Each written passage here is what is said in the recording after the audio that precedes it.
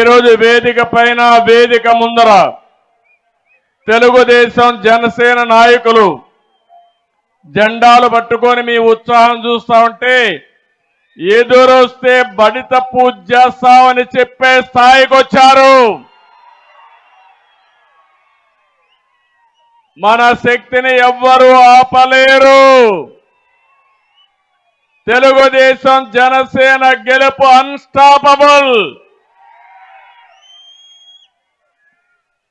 ఎన్టీఆర్ని ఒక్కసారి తలుచుకుంటే పాలకులంటే సేవకులని సమిక్షేమం అందించిన యుగ పురుషుడు పుట్టిన ప్రాంతం ఈ గుడివాడ ప్రాంతం. ఆత్మ గౌరవ నినాదంతో తెలుగువాడి సత్తా చాటి ప్రపంచం మొత్తం తెలుగు వారి యొక్క శక్తిని నిరూపించిన వ్యక్తి ఎన్టీఆర్. ఆయన పుట్టిన గడ్డ ఈ గడ్డ. నిమ్మకూరులో పుట్టి చిత్రసీమను రాష్ట్రాన్ని ఏలినటువంటి కథానాయకుడు, మహానాయకుడు, ఒక యుగ పురుషుడు ఎన్టీఆర్. ఎన్టీఆర్ అంటేనే తెలుగు పౌరుషం, ఆత్మ గౌరవం, సమిక్షేమం, సామాజిక న్యాయం. ఎదురొస్తే తొక్కుకుంటూ పోయే సైన్యం ఉన్న పార్టీ తెలుగుదేశం పార్టీ. ఇంకో పక్క ఈ ప్రాంతం మహామహులు పుట్టిన గడ్డ ఇది. సాహితీ, సాంస్కృతిక, రాజకీయ, సినీ రంగాల కోసం వేదిక ఈ కృష్ణా తీరం. దేశానికి మహామహుల్ని అందించిన గడ్డ ఈ కృష్ణా జిల్లా. ఇక్కడ ప్రతి ఊరికి ఒక చరిత్ర, ఒక వ్యక్తికి ఒక కీర్తి.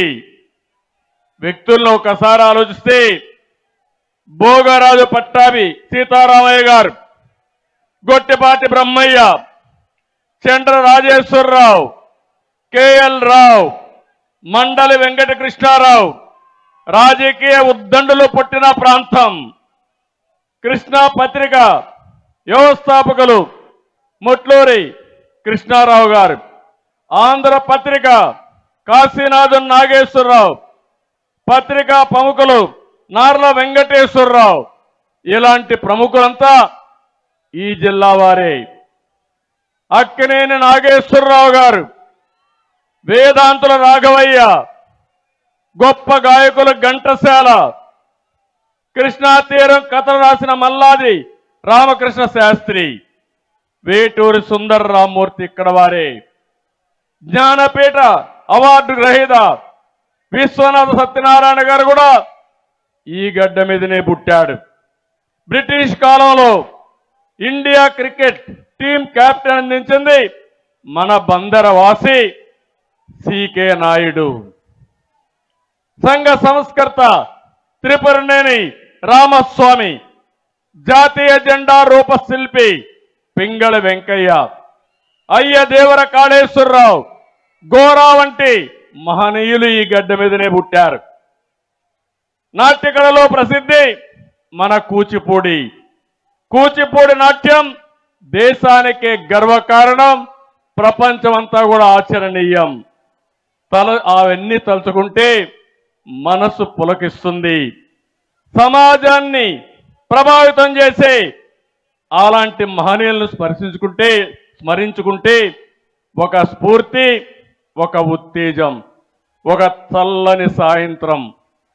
ఇలాంటి మహనీయులను తలుచుకుని మళ్ళీ మనం జాతి కోసరం, ఈ ప్రాంతం కోసరం, మన కోసరం పునరంకితమై ముందుకు పోదామని చెప్పి కోరుతున్నా.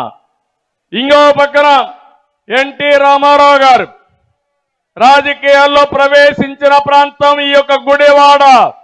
మొట్టమొదటిసారిగా ఎమ్మెల్యే అయింది ఈ గుడివాడ నుంచి. రాజకీయాలకు కొత్త నిర్వచనం చెప్పిన అన్నగారి రాజకీయ ప్రస్థానం ఇక్కడి నుంచే మొదలైంది. ఇలాంటి మహామహులు పుట్టిన తులసి వనం ఈ కృష్ణా తీరం. అలాంటి తులసి వనం ఈరోజు గంజాయి మొక్కలు పుట్టాయి ఇక్కడ.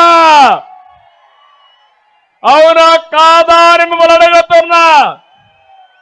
అవును అంటే గట్టిగా చప్పట్లు కొట్టి చెప్పండి. ఈ గంజాయి మొక్కల్ని ఏరేయాలా లేదా అని మిమ్మల్ని అడుగుతున్నా.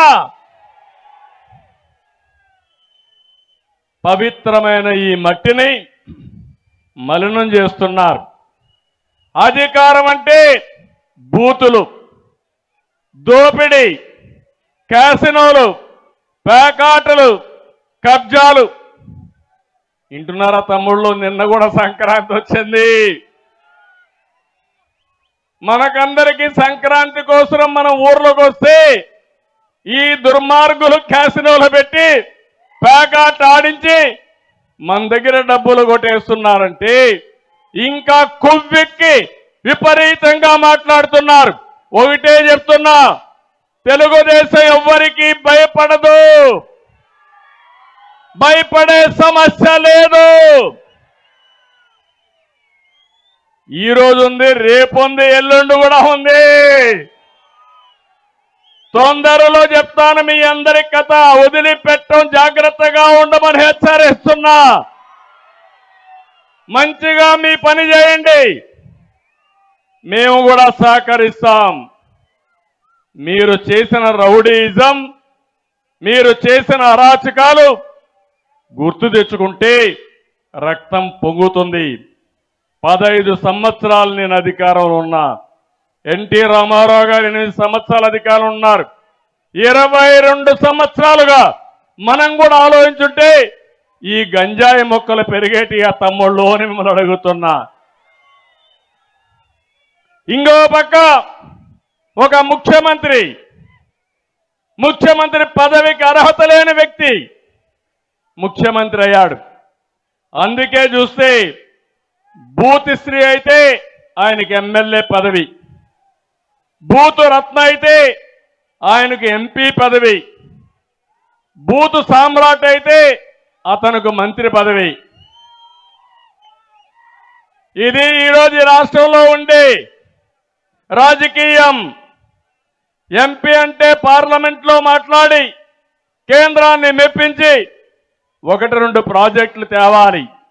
కానీ ఇక్కడుండే సైకో అంటాడు, ఆ ఎంపీని ఒకటి అడుగుతున్నాడు, అవన్నీ అవసరం లేదు, చంద్రబాబును తిట్టావా, పవన్ కళ్యాణ్ తిట్టావా, లోకేష్ని తిట్టావా, వీడియో ఉందా, అది నేను చూడలేదు కాబట్టి నీకు టికెట్ ఇవ్వనబో అన్నాడు ఇక్కడ ఎంపీకి. విన్నారా తమ్ముళ్ళు? ఇది రాజకీయం. రాజకీయానికి కొత్త భాష్యం చెప్పి అపహాస్యం చేసే పరిస్థితికి వచ్చారు. ఇంకొక పక్క ఒక బీసీ ఎంపీ కర్నూలు నుంచి మాట్లాడుతున్నాడు. 5 ఏళ్లలో 2 సార్లు కూడా ముఖ్యమంత్రిని గెలవలేదు, అపాయింట్మెంటే ఇవ్వలేదు అని ఒక ఎంపీ, ఒక వెనుకబడిన వర్గాల ఎంపీ చెప్పాడంటే ఈ ముఖ్యమంత్రికి ఎంత అహంభావమో ఒకసారి ఆలోచించండి. అలాంటి అహంభావం ఉండే ముఖ్యమంత్రి ఈ రాష్ట్రానికి ముఖ్యమంత్రిగా